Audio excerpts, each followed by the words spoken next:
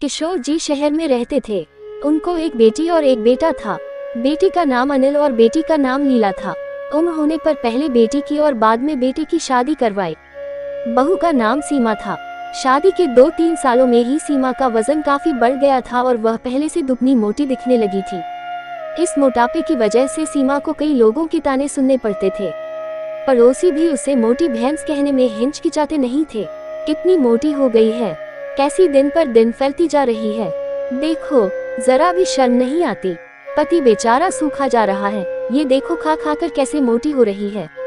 कुछ इस तरह की बातें अक्सर सीमा के कानों पर पड़ जाती थी।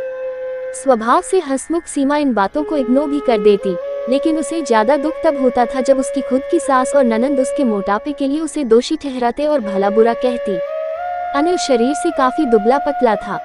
शादी के बाद भी उसके शरीर में रत्ती भर का भी फर्क नहीं आया था। हालांकि सीमा मोटी होती जा रही थी, उसमें उसका कोई भी दोष नहीं था, बल्कि सीमा तो अनिल से भी कम खाना खाती और दिन भर घर के सारे काम करती रहती थी। अपने मोटापे की वजह से चाहे किसी काम में कितनी भी दिक्कत हो, सीमा उस काम को कभी अधूरा नहीं छोड़ती थी। उसने घरेलू नुस्खे और कई तरह के उपाय करके अपना मोटापा कम करने की कोशिश की थी, लेकिन शायद उसके शरीर के हार्मोन्स ही थे जो उसे मोटा बनाए रखे थे। अनिल को उसके मोटापे से कोई हरकत नहीं, वह तो बेचारा अपने बिजनेस को संभालने में व्यस्त रहता था। उसकी माँ और बहन हमेशा इस वजह से सीमा को कुछ न कुछ सुनाते रहते थे और सीमा काफी रोया करती थी। सीमा जब भी मौका मिलता अपने पति से इस बारे में बात करती थी और कहती थी कि अपनी माँ और बहन को समझाओ, मैं मोटी हूँ, उसमें मेरा क्या दोष है। पूरी दुनिया मुझे कुछ भी कहे, मुझे फर्क नहीं पड़ता, लेकिन जब मेरे अपने ही मुझे भला बुरा कहते हैं तो मुझे काफी दुख होता है। ऐसे ही दिन बीते चले गए।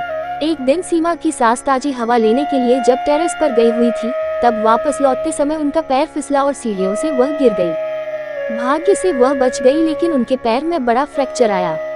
उनको अब एक जगह से दूसरी जगह जाने में भी काफी दिक्कत होने लगी।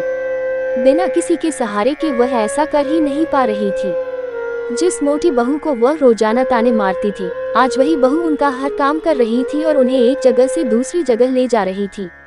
उनका खुद का वजन भी 75 किलो था, जो उनके बेटे अनिल के लिए भी उठा पाना संभव नहीं था। हमको विचार आया कि बहू शरीर से भरी पूरी नहीं होती तो आज उनका क्या होता। सीमा की सास को सीमा के साथ किए हुए अपने बुरे बर्ताव के लिए पछतावा होने लगा। उन्होंने एक दिन मौका देखकर इस बात के लिए सीमा से हाथ जोड़कर माफी भी मांगी। सीमा ने कहा, अरे माँ, आप माफी क्यों मांग रही है, आप मुझे समझने लगी, मेरे लिए इतना ही बहुत है।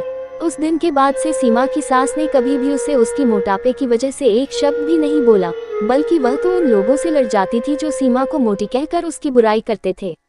सीमा की नंद भी इस घटना के बाद उसे इस विषय पर कुछ भी ना कह सकी। खुशमिजाजी सीमा अब पहले की तरह ही सब कुछ भुलाकर खुश रहने लगी।